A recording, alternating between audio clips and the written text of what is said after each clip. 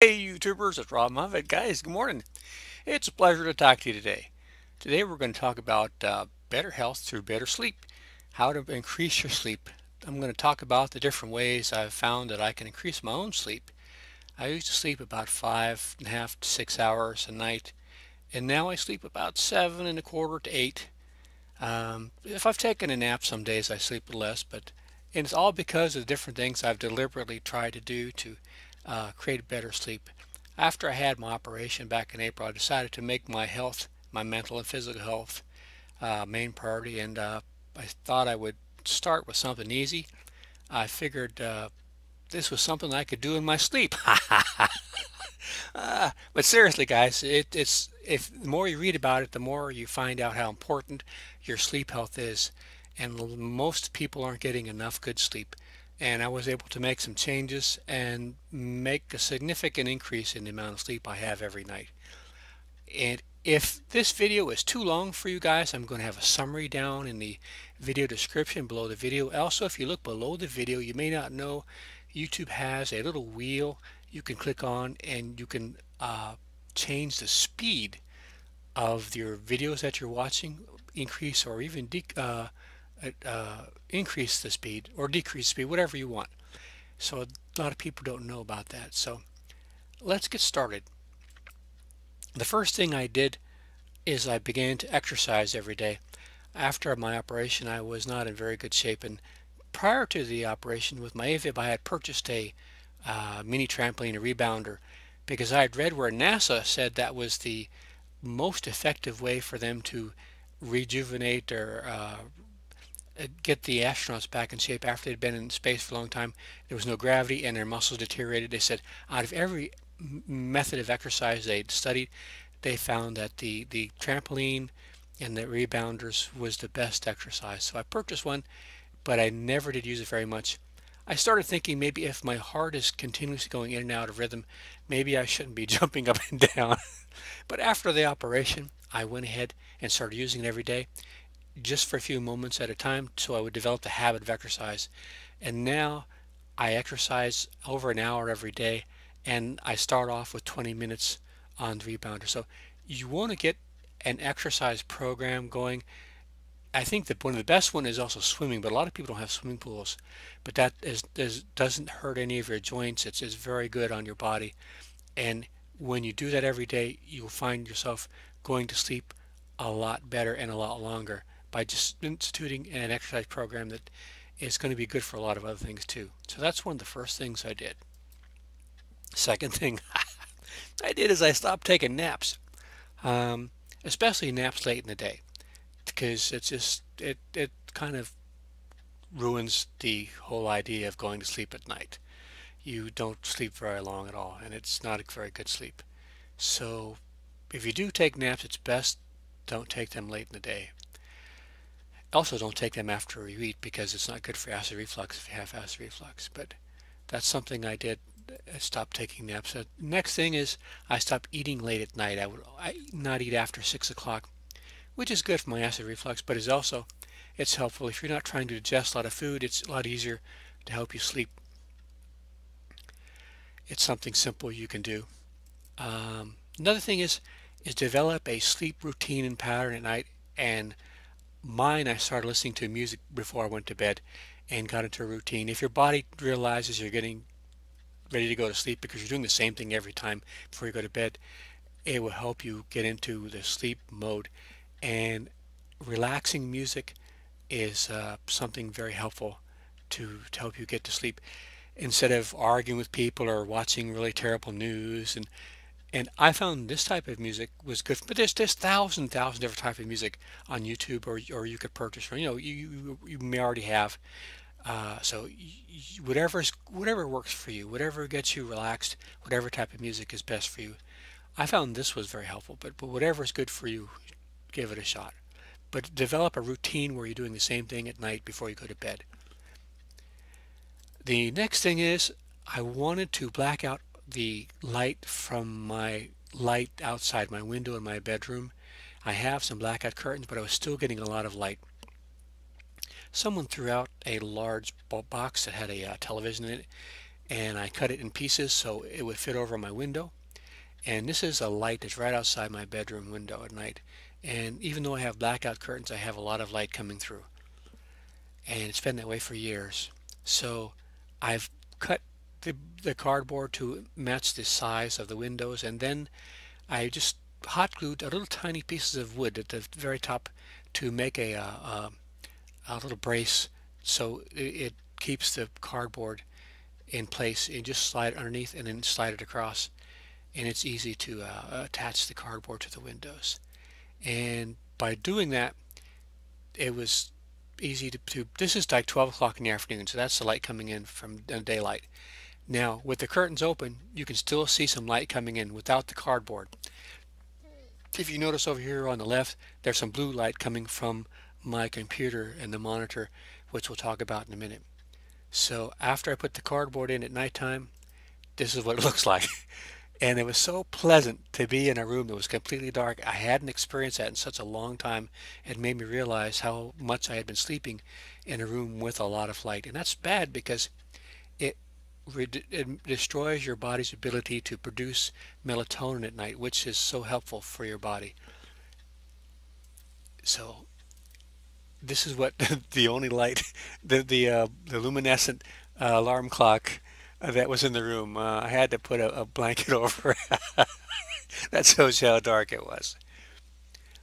The next thing is I found out that if you have any electromagnetic fields and radiation in your area you're sleeping in, it's not healthy for you. It could be causing a problem with your sleep. And I purchased a EMF meter a couple years ago, and it's not that it was 20 bucks, but it's not that great as for like a scientific instrument, but it does give you an idea what's going on in your room, in your house, your neighborhood, and so on. And I found out there's a ton of electromagnetic field coming off the back and side of my monitor, which is right next to my bed where my head would sleep every single night. So what I did is I started turning off my computer and then unplugging it so it was not on at all. That way, sometimes when you turn things off, they're still on. If you use your EMF meter, you find out you're still putting out a lot of electromagnetic field. So by doing that and checking that, I was able to tell. And I just turn everything off in my room now at nighttime, and I think it's very helpful. The next thing is, because I had developed an acid reflux, I read a study where people were taking melatonin along with some supplements, and it was as good as the proton pump inhibitors like the omeprazole and so on, which are not really healthy for you to take long term. So I started taking the melatonin. The study said I took 3 milligrams a day with the supplements, but I didn't have access to the supplements, so I just did everything I could. In fact, I'll leave a link to a video I did on acid reflux where I was very aggressive and doing every natural thing I could to stop my reflux, which I think it did work because I don't have it now. But anyway, I started taking the melatonin, and this was before I started my sleep program, and I was getting better sleep with just the melatonin. After the reflux went away, I reduced the melatonin from the 2.5 down to 1.25. I just have a pill cutter. I cut them in pieces because you always want to take the least amount of medicine that's required. You don't want to take any excess medicine, no matter even if it's natural or whatever. You always want to take the least amount required to get the effect that's desired. So for me, it seems to be 1.5 or 1.25 was working for me. So I take that, and it got me interested in melatonin. So I did some research, and I found this book by Dr. Ryder. He's a really old guy. He's got a YouTube video on. I'll leave a link to where he did a speech a couple years ago in Texas on melatonin, and it's fascinating all the different things that melatonin is good for. I wish this book was a little newer. I couldn't find any decent scientific books on melatonin that was much later than 96 that corroborated the things that the doctor said. But I'm the type of person who doesn't take any pills, even if I have to. I try not to, but this is a pill. I think the melatonin I'm going to continue taking. It's something your body produces naturally anyway, but it's destroyed at night white light also as you get older. So I'm going to continue taking the small amount and go from there. But I recommend, out of all the things I've mentioned to you so far in the video, I recommend you going to your library and getting this book. If they don't have it in their branch, they can order it, and if they don't have it in the county system, they can have an interloan library, or they can get it for you from another library, or you could just spend like $1.99 and shipping and get it on. I'll leave a link, but you could get it at the library first. Try it. Anything I recommend, and I show a link on Amazon, I recommend you see if you can find it cheaper someplace first. I just leave it there as a convenience. If you it's also if you purchase, like, they throw me a few pennies, but the amount of money I would get off of $1.99 book, I think is I would lose sleep counting it. My goodness. So that is my talk about sleep, my sleep program, the different things I've been doing. Uh, they've been helping me. I now sleep much better, like seven and a quarter, 7.5, 8 hours. If I sleep less than that, that means I've taken a nap during the day, and I feel better. And it's been very simple, inexpensive process. And like I said, this is something you can do in your sleep. So I recommend you getting some information about melatonin and getting rid of all the lights in your bedroom and all the electromagnetic fields in your bedroom, and don't eat late, and try to exercise every day. And no matter how healthy you are, when I first started exercising, I could only do it for like a minute or two. I was so out of shape because of my heart. I was having my nephew take care of my dog so he could walk it, because I couldn't walk the dog anymore because my heart was going crazy. So that's where I started from. No, I'm exercising an hour every day. So you just got to develop the habit and be healthy enough to start.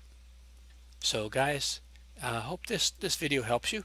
This is Dr. Reader. I'll leave a link to his lecture. It's like close to an hour, but he goes over a lot of stuff, and it's very accessible information. I think he's 82 in this video. He still takes melatonin every day. He's a treat. Guys, I hope you liked this video, and hope you have better sleep. Hope the video helped you guys, and I put on new videos every week on all sorts of subjects, and I'm doing this for over 10 years, got close to 700 videos. And lately I've been focusing on a lot of videos on health and wealth habits and tips and things I'm focusing now on in my own life that I'm finding to help me, to see if they'll help you guys too. So I hope you enjoy them. Like I said, if I talk too long, you can always speed it up, and I'll leave a summary down in the video description. And hope you all come back, and you all take care of your health and be good to one another, and then see you all out there.